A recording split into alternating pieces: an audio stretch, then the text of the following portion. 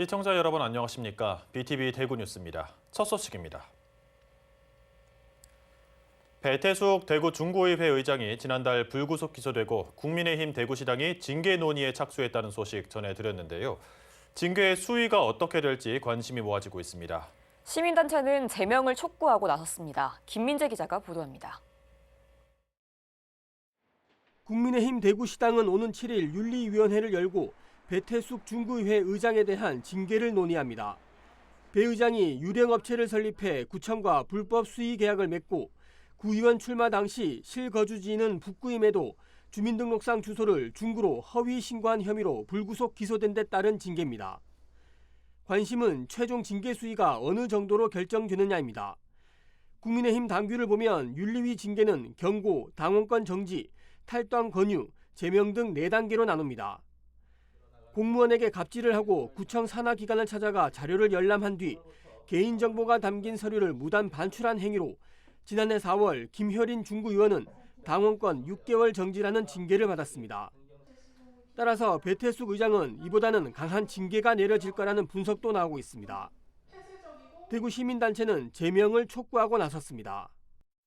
선출직 공직자로서의 어떤 그런 직위를 이용해서 현행법을 위반해서 불법적으로 이익을 어떤 그런 챙긴 어떤 그런 사안이기 때문에 사안도 사안이지만 이 자체가 국민의 심이라는 정당에 미친 어떤 그런 뭐 악영향 이런 것들을 그다음에 이런 것들을 감안하면은 저는 당연히 제명 정도 제명감이라고 그렇게 생각이 되고. 배태숙 의장은 윤리위원회 회부에 대한 입장을 묻는 취재진의 질문에 더 이상 드릴 말씀이 없다며 서둘러 전화를 끊었습니다. 시민단체는 만일 국민의힘 대구시당 윤리위원회에서 경징계 결정이 내려질 경우 국민의힘 중앙당에 재심을 요구할 방침이라고 밝혔습니다. BTV 뉴스 김민재입니다. 한 민간 사업자가 달서구 장동 중고자동차 매매단지 인근에서 이동식 동물 화장장을 운영하겠다며 지자체 허가를 요청했습니다. 인근 주민은 물론 주변에서 생업에 종사하는 사람들이 크게 반발하고 있는데요. 일단 달서구는 면밀한 검토를 거쳐 허가 여부를 결정한다는 방침입니다. 천희열 기자가 취재했습니다. 중고자동차 매매업체와 자동차 수리 부품업체가 밀집해 있는 달서구 장동. 수천 명이 생업에 종사하고 있는 이곳에 이동식 동물 화장장이 들어선다는 소식이 전해지면서 일대가 발칵 뒤집혔습니다. 여기에 이런 업체가 이렇게 즐비해 있는 데에서 그런 해모 시설을 한다는 것은 말이 안 되는 거죠. 이거는 주민들 동의 없이는 할 수 없다는 거를. 문제는 동물 화장장 건립 예정지 앞에도 옆에도 뒤에도 자동차 관련 사업장들이 밀집해 있다는 겁니다. 그만큼 사람들의 왕래도 잦은 지역입니다. 건립 예정지로 지목된 공장터는 1년여 전부터 비어 있었는데 최근 이동식 동물 화장장으로 쓰겠다고 담장을 높게 쌓았다가 주민들의 반발에 부딪혀 형태를 변경한 것으로 전해졌습니다. 원래는 저기까지 대부분 높이까지 가드를 쳤었다. 인원 들어가가지고 잘랐는데 그게 눈광광 하려고 덮었다가 좋은 식으로 만들었는데. 이동식 동물 화장장은 화장시설을 갖춘 차량을 이용해 동물의 사체를 태우는 시설입니다. 이동식이라는 단어로 포장이 됐을 뿐 지자체와 협의한 장소에서 사체를 화장하는 것은 일반적인 동물 화장장과 다를 것이 없습니다. 이 동물 화장장이 아파트와 학교와 인접해 있다는 것도 논란거리입니다.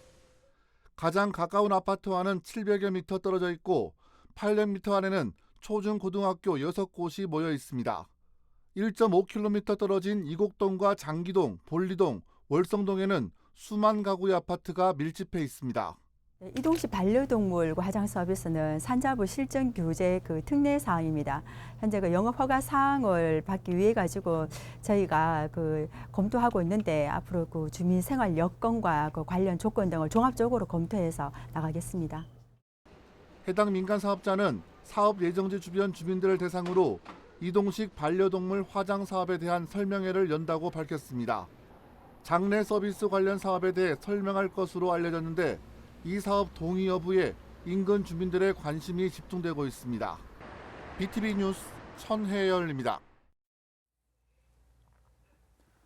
지난해 대구에서 이틀에 한 명꼴로 고독사가 발생했다는 통계가 나왔습니다. 연간 교통사고 사망자 수보다 2배가 더 많습니다. 대구시의 철저한 원인 규명과 대책 마련이 시급하다는 지적이 나옵니다. 우선문 기자의 보도입니다. 얼마 전 대구 남구에서 외부와 단절된 채 외톨이로 생활하던 중 방 안에 쓰러졌다가 긴급 구조된 고독사 위기 가구. 간신히 위험한 고비는 넘겼지만 이와 달리 1인 가구가 늘어나고 공동체가 약화되면서 고독사 위기 가구와 고독사 사망자가 증가하고 있습니다. 2021년 4월 고독사 예방법이 시행됐고 대구시와 자치구군도 2022년 12월 이후 잇따라 고독사 예방 조례를 제정했지만 외로운 죽음은 지속되고 있는 실정입니다. 우리복지 시민연합이 보건복지부의 고독사 사망자 실태조사 자료를 분석해보니 전국의 고독사 사망자는 2022년 3,559명에서 지난해 3,661명으로 늘었고 최근 5년간 연평균 5.6% 증가한 것으로 나타났습니다. 전국 사망자 100명당 고독사 사망자 수는 2021년 1.06명에서 지난해 1.04명으로 줄어든 것으로 나타났지만 대구의 실정은 다릅니다.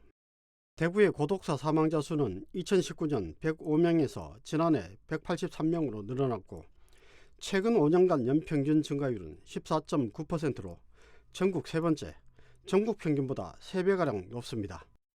이틀에 한 명꼴로 고독사 사망자가 발생한 셈인데 교통사고 사망자 수와 비교해서도 고독사 사망자 수가 2배 이상 많습니다.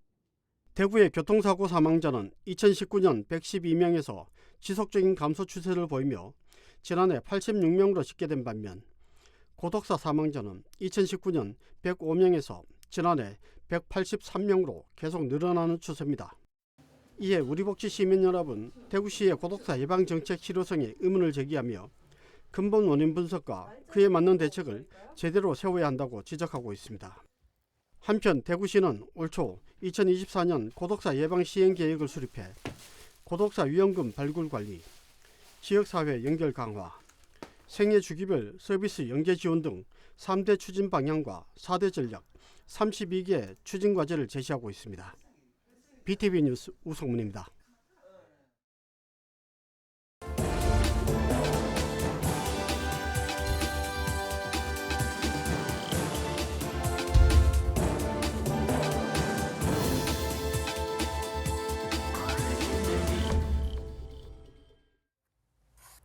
케이블 TV 공동기획 지역을 살려라 시간입니다. 경기 동부 대표적인 농촌 지역으로 꼽히는 여주시와 양평군. 인접해 있지만 인구 소멸 대응에 있어서는 사뭇 다른 모습인데요. 인구가 꾸준히 늘고 있는 양평군은 귀촌하는 고령 인구가 눈에 띄는 부분이고 정체된 여주시는 젊은 인구 유입을 목표로 삼고 있습니다. 두 자치단체의 상황을 신승훈 기자가 짚어봤습니다. 지난 2014년 여주시와 양평군의 인구는 각각 11만여 명과 10만 5천여 명으로 근소한 차이를 보였습니다. 하지만 10년 후인 지난 9월을 기준으로 보면 여주시는 큰 변화가 없는 11만 4,800여 명이지만 양평군은 12만 7천여 명으로 달라졌습니다. 여주시가 여전히 인구 정체인 반면 양평군은 2만 명가량이 늘어난 겁니다. 그런데 이 기간 양평군에서 가장 많이 증가한 연령은 60대입니다. 퇴직 이후 귀농귀촌 지역으로 양평군을 선택한 사례가 많다는 겁니다. 이런 이유에서 양평군은 지역별로 양평살이 설명회를 열 정도로 이주민들에 대한 정책에 고심하고 있습니다. 내가 양평에 살아야겠구나라는 말씀도 하시고 어떤 분들은 이사 왔는데 양평을 잘 몰랐지 않습니까? 이 프로그램을 통해서 잘 알았다라는 말도 하고 계세요. 그래서 이 프로그램은 양평군 인구를 증가시키는데 아주 큰 역할을 하고 있지 않나. 또한 양평군의 경우는 고속도로 개통으로 접근성이 향상되면서 앞으로도 퇴직자나 귀농귀촌에 의한 인구 증가가 더 이어질 것으로 예상되고 있습니다. 일단 이제 전원 생활을 목표로 내려오긴 했는데 그래도 서울의 접근성을 저는 가장 중요하게 생각을 했거든요. 교통, 이제 서울을 나가기 편한 교통을 먼저 중요시했죠. 그리고 두 번째는 환경. 반면 여주시는 수도권 전철이 연결된 지역임에도 외부 인구 유입이 많지 않았습니다. 이에 대한 해법으로 여주시는 산업단지 14곳을 비롯해서 젊은 층의 인구 유입을 목표로 한 정책 시행에 나섰습니다. 역세권 조성과 맞물려서 출산 가능한 세대의 전입을 위해 의료나 교육 등의 정책적 지원을 늘려가겠다는 겁니다. 젊은이들이 일자리 만들어서 인구 늘리면은 태어난 아기 수가 우리가 1년에 1000명이 넘었었는데 요즘 450명이에요. 얼마나 지금 걱정이 많은지 모르겠습니다. 젊은이가 많으면은 어쨌든 태어나는 아기 수가 늘 거 아닙니까? 20년 동안 지역 주민들도 이 같은 방향성에 동참해서 장학금 확대나 교육 여건 개선 등을 여주시에 요구하고 있습니다. 맨날 운다에 앉아있는 거나 이런 거나 보고 그럽니다. 그런 것도 너무나 활성화시키지 말고 결실을 최대한 줄여서 청소년애들 같은 분들한테 그 장학금을 제도로 하면은 우리 같은 70대 된 사람도 아이를 낳을 것 같습니다. 결국 지역 상황에 맞는 인구 증가 정책이 필요하고 시군의 장기 발전 계획의 방향도 이를 반영해야만 지역 소멸의 위험에서 벗어날 수 있다는 것이 지역 전문가들의 의견입니다. 딜라이브 뉴스 신승훈입니다. 경기도에서 인구가 가장 적은 연천군이 주목한 건 생활인구입니다. 국도 3호선과 전철 1호선 등 지난해 개통한 교통망과 지역의 풍부한 관광 자원을 활용하겠다는 건데요. 올해 초부터 발급한 디지털 관광 주민증도 한 몫을 해내고 있습니다. 보도에 권석하 기자입니다. 2024년 9월 행정안전부 주민등록 인구 기준 연천군의 인구는 4894명. 1995년 54,800명이던 인구는 30년 동안 25% 정도 줄었습니다. 경기도 최북단의 연천군은 가평군과 더불어 경기도의 대표적인 인구 감소 지역입니다. 지난해 국도 3호선 대체 우회도로와 수도권 1호선 개통으로 서울과 한층 가까워진 연천군. 올해는 생활인구 늘리기에 집중하고 있습니다. 연천군은 지난 1월부터 대한민국 구석구석 앱과 홈페이지에서 디지털 관광 주민증을 발급받은 방문객에게 다양한 할인 혜택을 제공하고 있습니다. 디지털 관광 주민증이 담긴 휴대전화를 매표소에 비치된 QR코드에 대자 20% 할인권이 자동으로 생성됩니다. 디지털 관광 주민증은 인구 감소 지역의 경제 활성화 전략입니다.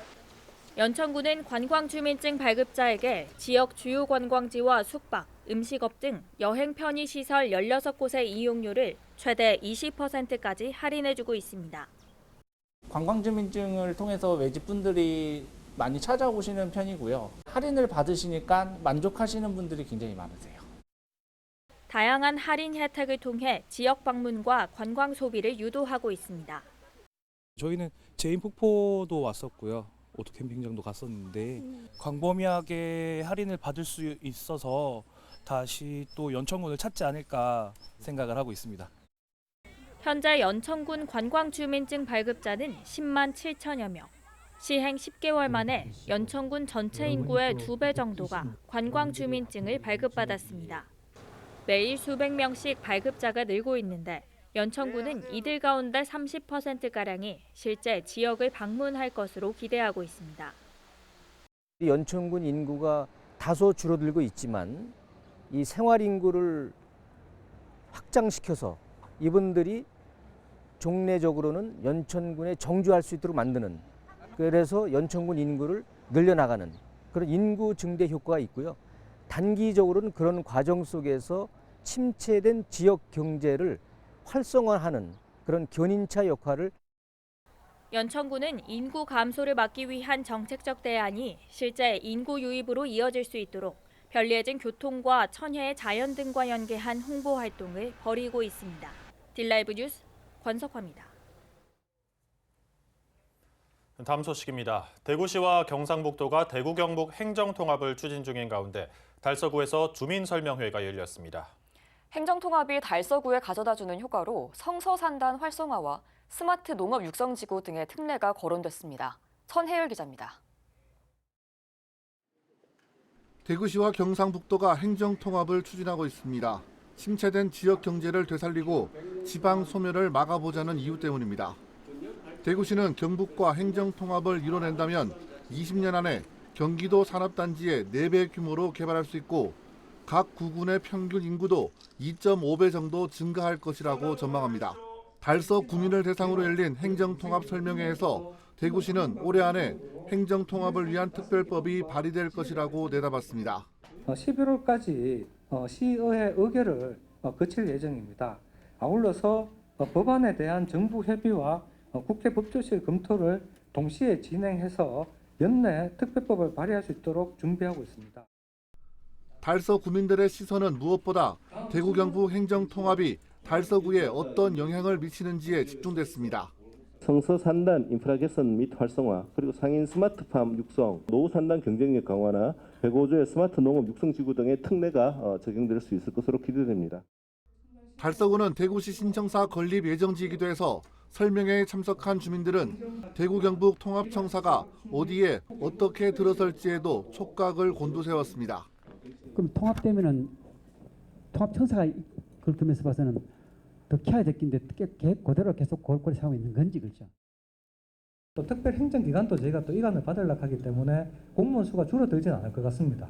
그렇기 때문에 청사 규모도 우리 달서구에 들어오는 신청사 규모도 충분히 신청사 추진단에서 고려해서 지금 검토하고 있는 걸로 그렇게 알고 있습니다.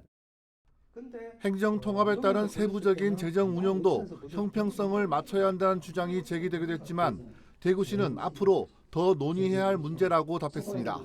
9개 구군 중에서 지금 달성군과 군위군은 보통 교부세를 직접 받잖아요. 그죠? 그러면 우리 7개 구도 보통 교부세를 직접 받아야죠. 그래 되면. 그래 형평성에도 맞는 거잖아요. 설명회는 1시간 정도 진행됐지만 참석자들은 대구 경북 행정통합이 가져다주는 직접적인 기대 효과에는 물음표를 남겼습니다. 행정통합이 지역 발전에 긍정적인 영향을 미칠 것이라는 막연한 기대감만 남았을 뿐입니다. 중앙정부에서 상당히 지원도 많고 모든 것이 지원이 많기 때문에 저는 적극적으로 찬성합니다. 어차피 우리 달서구 봐서도 어차피 크게 보면 대구 경북 통합인데 달서구에서 우리가 지금 현재 인구가 53만 정도 되는데 상당히 도움이 많다고 봅니다. 이번 설명회를 통해 달서 구민들은 행정통합이 너무 급하게 추진되고 있다는 점을 지적했습니다. 이런 우려가 현실로 이어지지 않도록 행정통합 공론화위원회 등을 두고 절차를 거쳐 진행하자는데 의견을 모았습니다. BTV 뉴스 천혜열입니다. 올여름은 역대 가장 폭염일수가 많았죠. 기후 위기라는 말이 체감되는 수준이었는데요. 수확기에 있는 농가에서도 전에 겪지 못했던 이상현상과 피해가 속속 드러나고 있습니다. 백창현 기자가 농가 상황을 전해드립니다. 안성시 고산면의 표고버섯 농가. 수년째 표고버섯을 키워온 안재구 씨는 올해 여름이 가장 힘들었다고 말합니다. 폭염이 너무 오랫동안 지속되면서 버섯이 자라지 못해 큰 피해를 봤기 때문입니다.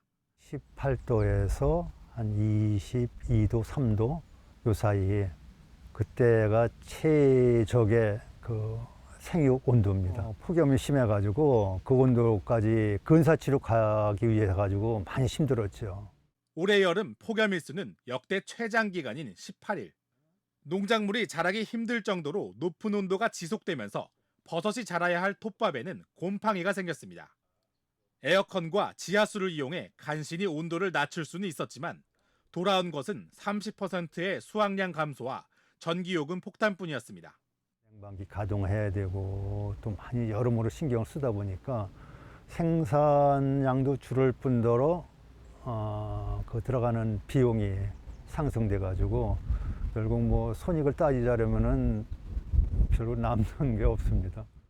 안 씨는 내년에는 폭염이 더 심각해질 것이라며 혹서기에는 차라리 재배하지 않는 방법도 생각 중이라며 한숨을 쉬었습니다. 기후위기 피해는 폭염뿐 아닙니다. 안성에 수확하기 전 벼를 찍은 사진입니다. 쌀알 하나에서 싹이 나온 모습이 보입니다. 벼 이삭이 비에 젖은 상태가 지속돼 싹이 나면서 상품성을 떨어뜨리는 수발화 현상입니다. 올해 늦더위와 갑작스러운 폭우가 반복되자 이 수발화 현상이 자주 발생하면서 안성의 쌀 수매 실적은 곤두박질 쳤습니다. 안성시에 따르면 올해 관내 벼 생산량은 10% 줄어들었고 수매된 벼의 90%에 달하던 1, 2등급 쌀이 올해는 40% 줄었습니다. 안성시 의회는 기후변화가 식량 문제에 끼치는 영향이 점점 확대되고 있다고 경고했습니다. 이제 벼가 수발화가 생기는 이런 현상들이 발생을 했는데 이거는 어떻게 보면 기후 위기에 대해서 우리 안성시가 폭우나 또는 폭염으로 인해서 발생하는 농작물의 피해라고 볼 수 있습니다. 한편 안성시는 내년부터 벼 재배를 줄이고 우리밀 등 대체 작물을 시범 재배하는 대책을 세웠다고 밝혔습니다. 그러나 대체 작물을 재배하더라도 유통망 확보에는 시간이 더 걸릴 것으로 보입니다. BTV 뉴스 백창혜입니다.